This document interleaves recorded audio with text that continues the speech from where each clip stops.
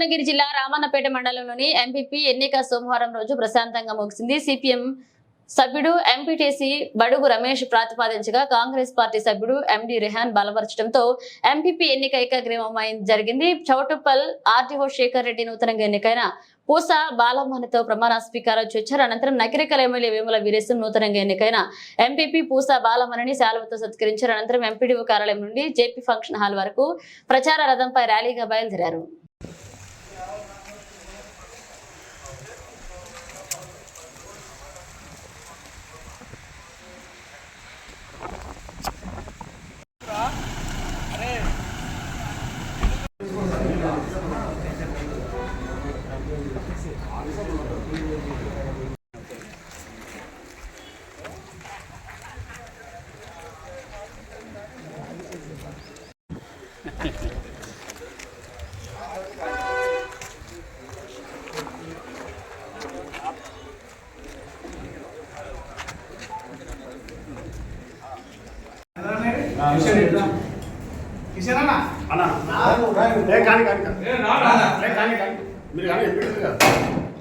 బయట కోసం తీద్దాం.